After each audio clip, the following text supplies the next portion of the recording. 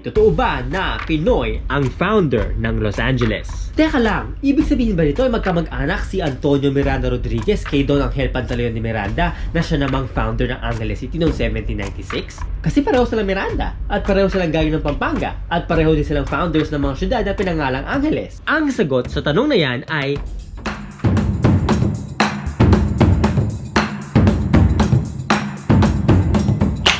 mabuhay o sa Pampangan Luwid kayo. Welcome to Vlogtober number 3, and if you are new to my channel, my name is Kirby Arroyo and I'm a historian, a cultural advocate, and an educator. And in this channel, I make videos about our history, about our people, and about our culture. And for this month of October, I'm also doing this Vlogtober challenge where I challenge myself to post as much as I can this whole month. So yes, more videos than usual, but not everyday kasi masyadong pressure yung everyday. Baka mapakanta ako ng Queen na under pressure. I shouldn't sing. But anyways, today's video we'll be answering a question from one of my viewers named Chris from Metro Manila. But before we answer Chris's question, meron muna tayong mail time. So I have a package here from a friend, from Ate Felwina from the Bay Area. And she sent me some, what did she send? Wow! Tamang-tama. Sige, ito natin to. So she sent me some face mask na indigenous. So hindi lang siya indigenous printed patterns but actually woven indigenous fabric. So yes, daghang salamat ulit kay Ate Felwina. Thank you very much for this beautiful indigenous woven fabric face mask from the indigenous communities in the Philippines. Thank you for sending me this beautiful face mask with matching headband and for supporting our indigenous peoples in the Philippines. Tamang-tama kasi ngayon ay October. October is also Indigenous Peoples Month in the Philippines. So it's a time for us to learn more about our indigenous peoples in the Philippines and stand in solidarity with the indigenous communities with the struggles that they're still facing today. So yes, to learn more on how you can support the indigenous communities in the Philippines, check out the links below. So again, daghang salamat, maraming salamat po, dakal pong salamat. These are beautiful. I'll probably wear them later. Sige, pa-photoshoot tayo mamaya.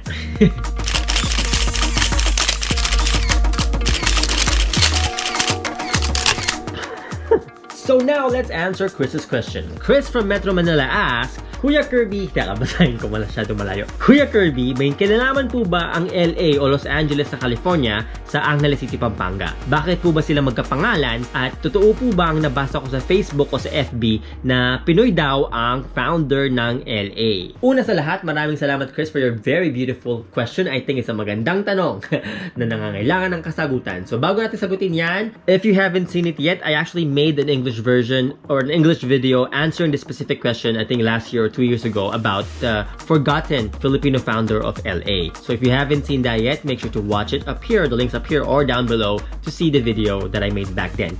But if you don't want to click the link up here or down below to watch that video, I will still be answering Chris's question here in this video, but in Tagalog, in English, or Taglish. So if you don't understand Tagalog, check out the links up here for the older video. But still, I'll answer Chris's question. Yeah. So bago natin balikan ang tanong ni Chris, isa munang paalala or reminder sa atin. Like I've mentioned in my previous videos, for the most part of Spanish colonization in the Philippines, the term Filipino ay kumakatawan lamang para sa mga Kastilang ipinanganak sa Pilipinas, pero pure-blooded na Kastila, mga puti, mga Kastila. So sa madaling salita, wala pang Pinoy noong panahon na yon. So hindi totoo na Pinoy ang founder ng LA kasi wala pang Pinoy noong panahon na yon. As a matter of fact, the term Pinoy did not exist back then. So, una, nung panahon na yon, ang Filipino ay kumakatawan lang sa mga Kastila. Pangalawa, ang salitang Pinoy ay hindi pa nag-exist noon. So, noong unang panahon, ay wala pang Pinoy. So, actually, ang Pinoy, ang salitang Pinoy, the term Pinoy, originated in the United States. But we'll talk more about that in another video. It only started in the 1920s. So yeah, today we'll answer Chris's question. Ang tanong ni Chris, totoo ba na Pilipino o mula sa Pilipinas ang nag-found ang nagtatag sa Los Angeles, California? At anong kinalaman nito sa Angeles City, Pampanga? Bakit nga ba sila magkapangalan? Una, hindi po sila magkapangalan. Ang Los Angeles, California at Angeles City, Philippines ay hindi magkapangalan pagkat ang etymology o ang pinagmula ng pangalan ng dalawang syudad na ito, ang Angeles, Pampanga at Los Angeles, California, ay magkaiba. Kasi ang Angeles City, Philippines, which was founded in the 1800s, ay ipinangalan sa kanyang founder, si Don Angel Pantaleon de Miranda, at sa kanyang titular o sa titular patron ng Angeles City noong panahon na yon ang Los Santos Angeles Custodios or the Holy Guardian Angels, habang ang LA naman o Los Angeles ay pinangalan kay Mama Mary. Sa katunayan, noong itinatag ang Los Angeles, California noong 1780s, ang buong pangalan nito ay the Town of the Queen of the Angels, which refers to the Virgin Mary, ang nanay ni Jesus, si Mama Mary. O sa Kastila, ang kabuuang pangalan ng Los Angeles noong panahon na yon ay El Pueblo de Nuestra Señora la Reina de Los Angeles. So again, magkaiba ito sa etymology o pinagmulan ng pangalan ng Angeles City sa Pilipinas. Pagkat ang Angeles City, ang buong pangalan nito sa Spanish noong panahon na yon ay El Pueblo de los Santos Angeles Custodios or the Town of the Holy Guardian Angels, habang ang LA naman ay El Pueblo de la Nuestra Señora la Reina de Los Angeles or the Town of Our Lady, the Queen of the Angels. So again, magkatunog sila. So may connection naman, magkaugnay naman kasi yung isa, city ng mga anghel, habang yung isa naman ay city ng Reyna ng mga anghel. So again, they're both considered cities of angels. Isa sa Pilipinas, isa sa Amerika. And magkaugnay naman kasi nung panahon na yon ang California ay bahagi ng Mexico na bahagi naman ng Spanish Empire at gayon din ng Pilipinas. Bahagi din ito ng Spanish Empire. Actually, kung hindi nyo alam, ang Pilipinas noon ay bahagi ng Nueva España or New Spain. Itong viceroyalty na ito ay kinabubuan o kinabibilangan ng Cuba, ng Central America, ng Mexico, North America at ng Pilipinas. So technically, ang Pilipinas ay bahagi ng Mexico noong panahon ng mga Kastila. Pero saka natin pag-usapan yan. So again, magkaugnay sila, magkatunog, at may connection ng dalawang pangalan na ito. And luckily for me, I grew up in both of these cities of angels. Isa sa Pilipinas at isa across the Pacific sa California. Although let me clarify now, when I say I grew up in LA, I don't mean the city of LA, but in LA County. So I spent my high school in LA County. Again, if you did not know yet, I was born in Angeles City, Philippines, and spent half my life in Angeles City until I moved to California when I was in high school. So I did my high school in California, in SoCal, in LA County. So shout out sa 562 area code. But anyways, let me just also clarify sa ating mga kababayan sa Pilipinas na ang LA ay isang malaking metropolitan area. So parang Maynila, may City of Manila at merong Metro Manila. Hindi lahat ng taga Metro Manila ay taga City of Manila. At ganoon din sa LA, hindi lahat ng taga LA County ay taga City of LA. Malino ba yon? But anyways, luckily for me, I've lived in both of these cities, both of these metropolitan areas, Angeles City, Philippines, and LA in California. And as someone who's been passionate about local history since I can remember, naturally for me, I dug deeper into the history again of Angeles City when I was younger, and then when I moved to California, into the deeper history of Los Angeles in California. So, sa aking pananaliksik ay mayroong mga similarities, may connection, may mga similarities ang LA sa Angeles City. So, una, ang dalawang syudad na ito, both of these cities of angels were founded during the Spanish colonial period. So panahon ng Kastila, nung kolonyalismo ng mga Kastila, nung itinatag ang dalawang bayan na ito. At bukod doon, both of these cities, both Angeles City in the Philippines and Los Angeles in California, were once home to indigenous people. So, bago pa ang kolonyalismo ng Kastila sa California at sa Pampanga, ay marami na sa mga indigenous people ang nakatira sa ngayon ay tinatawag na Angeles at Los Angeles. So again, both of the cities of angels were founded by the Spaniards during the Spanish colonial period, and both of these cities were once home to indigenous people. And in both cases, this resulted in the displacement or pushing away the native people, the indigenous people who once lived there to establish a colonial town. So in the case of Angeles City, Pampanga, they pushed out the Aitas who used to live there. And in the case of Los Angeles in California, they pushed out the Native Americans. And I think that is very important for us to recognize and to remember, especially now, Indigenous Peoples Month. And of course, throughout the year, na kailangan nating galangin, kailangan nating bigyan ng pagpapahalaga, respetuhin, at kailangan nating protektahan ang mga karapatan ng mga katutubo, hindi lang sa Pilipinas, kundi maging sa iba't ibang bahagi ng mundo. Kasi marami sa ating mga katutubo, marami sa mga indigenous peoples, hindi lang sa Pilipinas, kundi pati dito sa Amerika, ay they still struggle to have their rights recognized. Many of them are still being displaced. At dapat din tandaan na ang ating mga katutubo, they don't belong to the past. They still live with us today. They're part of our realities today. Kaya nga dapat i-recognize natin ito at pahalagahan natin ito. And now, let's go back to Chris's question about the Filipino founder of LA. Totoo ba na Pinoy ang founder ng Los Angeles?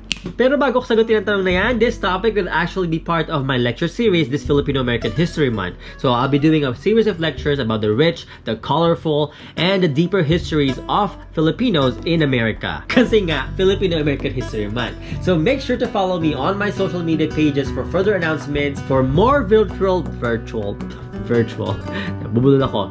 For more virtual lectures, online lectures near you. So I'll be doing it both here in the United States and back at home in the motherland. Kaya follow nyo na ako sa aking Instagram, Facebook, at Twitter. Although, I haven't been really using Twitter lately. So, tanong ni Chris, ay Pinoy nga ba talaga ang founder ng LA? Sino ba tong Pinoy na ito? Coincidentally at interestingly, kung ang founder ng Angeles City sa Pampanga ay si Don Angel Pantaleon de Miranda, ang founder o ang sinasabing Filipino founder ng LA ay isa ring Miranda. Paano nangyari yon? Hindi ko rin alam. Further research is still needed for it. But sige, ikwento ko na lang. So, ang Los Angeles, California ay tinatag noong September 4, 1781. At according sa official history ng Los Angeles or LA was founded by 11 founders. So, 11 mga founding families ang LA. At lahat sila ay nagmula sa Mexico kasi nga, sa gaya na sabi ko kanina, ang LA, ang California ay bahagi pa ng Mexico at ang Spanish Empire noong mga panahon ito. Pero sino nga ba yung pang-labindalawa? Who was the 12th founder? Gaya ng nabasa ni Christopher FB, Pilipino daw ang founder ng LA. Ang sinasabing Pinoy founder ng LA, ang sinasabi ay siya rin sinasabing 12th founder ng LA o ang pang-labindalawang founder dapat ng LA. At ang kanyang pangalan ay Antonio Miranda Rodriguez. Pero teka lang, kung pang-labindalawa si Antonio Miranda, bakit 11 lang yung nire-recognize na official founders ng LA? Ano nangyari kay Antonio? Si Antonio Miranda, nung panahon na ito, ay isang 50-year-old widower o byudo. At kasama niya ang kanyang anak na isang 11-year-old. At kasama sila sa 12 pamilyang binigyan ng lupa o bibigyan ng lupa sa itatatag na bayan na LA. At ang 12 pamilya na ito ay tinatawag na pobladores. At noong 1781, kabilang ng iba pang mga pobladores na papuntang LA, ay naglakbay si Antonio Miranda kasama ang kanyang 11 taong gulang na anak na babae. So he was traveling by land from Mexico all the way to what is now LA in Southern California. Kaya nga lang, nung dumating sila sa Baja California, which is now part of Mexico, ay nagkasakit yung anak niyang babae. At nagkaroon siya o na-infect siya ng smallpox. Kailangan nilang mag-stay behind. Kailangan nilang magpaiwan muna habang nagpapagaling pa yung kanyang anak na babae. Pero sadly, sa kasawiang palad, ang kanyang anak na babae ay namatay. She did not survive smallpox. She passed away while they were in Baja California. So, hindi na siya umabot ng LA. Kaya naman, noong 1783, noong dumating si Miranda, noong nakarating na siya, nung finally, sa wakas, nakarating na siya ng LA, ay yung lupa na dapat ay nakaalat o yung lupa na dapat ay para sa kanya ay ibinigay na sa iba. At pagkatapos noon ay nalaman ng mga Kastila na si Antonio Miranda pala ay isang very highly skilled na gunsmith. Ibig sabihin, mahusay siyang gumawa ng mga baril, ng mga kanyon. Kaya naman nakita ng mga Kastila ang value o importansya ng mga talento ni Antonio Miranda. At sa halip na masayang ang kanyang talento dahil wala na siyang lupa sa LA, ay inilipat ng mga Kastila si Antonio mula LA sa Santa Barbara. So sa madaling salita, nawalan nga siya ng lupa sa LA pero noong October 1783 ay binigyan naman siya ng trabaho sa Santa Barbara, isang mas mayaman at mas maunlad at mas sosyal na bayan noong mga panahon na yon. So kumbaga, si Antonio ay na-promote. So sa madaling salita ay naging mahalagang bahagi si Antonio ng early history ng California. Pero dapat itandaan na hindi lamang si Antonio ang Pilipino o tao na mula sa Pilipinas ang naging bahagi ng early history ng California. Pero saka natin pag-usapan yan dahil ang kwento ni Antonio ay kabilang sa aking bagong sinusulat na aklat tungkol sa mga sinaunang Luzones mula Pilipinas sa New World o ang Amerika. So ang tanong, Pinoy ba si Antonio? Gaya na sabi ko kanina, wala pang Pinoy nung panahon na yon. So si Antonio ay hindi maituturing na Filipino in a modern sense. Ang tanong, was he from the Philippines? And the answer is yes. Antonio Miranda Rodriguez was born in Manila. So pinanganak siya sa Maynila. Pero sa census ng Los Angeles noong 1781 ay nakalista si Antonio bilang isang Chino. Wait lang, ibig sabihin ba nun in-chick si Antonio? Hindi rin. Kasi noong mga panahong ito, ang terminong Chino, Indios Chinos sa Mexico, nung panahon ng Kastila sa Mexico or Spanish colonial era sa Mexico, ang terminong Chino ay ginagamit to refer broadly to Asians. But during this time, nung panahon nga ito, ang majority ng mga Asians sa Mexico ay galing sa Pilipinas, hindi sa China. Pero teka lang, bakit Chino ang tawag nila kung di naman pala sila galing ng China? Like I said earlier, the term Chino was used broadly to refer to Asians. And back then, noong mga panahong ito, the native people, the native population, the indigenous people of both Mexico and the Philippines were both called Indios. So para sa mga Kastila, confusing ito. Are we referring to an Indio from the Philippines or to an Indio from Mexico? So to avoid confusion, the Spanish colonial authorities, the Spanish colonial government in Mexico classified people from the Philippines as Indios Chinos, which roughly translate to, during that time, to someone who's indigenous from Asia, not necessarily from China. And again, the vast majority of them were from the Philippines. And if we look at the the records, kung titignan natin kung sino nga ba talaga ang mga Indios Chinos na ito ng Mexico na galing ng Pilipinas, the vast majority of them were recorded as Luzones Indios de la Pampanga o Indios Luzones de la Pampanga. Ibig sabihin, sila yung mga sinaunang Kapampangan, kabilang na si Miranda. So ibig sabihin ba nito ay Kapampangan si Miranda? Well, the answer is not simple. It's a complicated answer. Kasi from what we know, Antonio Miranda Rodriguez was a mestizo of both Luzones Indio and Spanish ancestry. And during this time, according na rin sa colonial records ng Mexico, the vast majority of Luzones Indios who were present in Mexico and California were mostly Kapampangan-speaking people. Kasi if you look at the records, they're actually written as Luzones Indio de la Pampanga. Teka lang, ibig sabihin ba nito ay magkamag-anak si Antonio Miranda Rodriguez kay Don Angel Pantaleon de Miranda na siya namang founder ng Angeles City noong 1796? Kasi pareho silang Miranda at pareho silang galing ng Pampanga at pareho din silang founders ng mga syudad na pinangalang Angeles. Ang sagot sa tanong na yan ay hindi ko rin alam kasi marami pa tayong kailangang i-research. We still have to dig deeper whether or not they're related. So, hindi ko alam. Maaari, maybe they were related. But again, there's still a lot more that we need to learn and unlearn about our people's history. Maybe it's a coincidence, maybe not.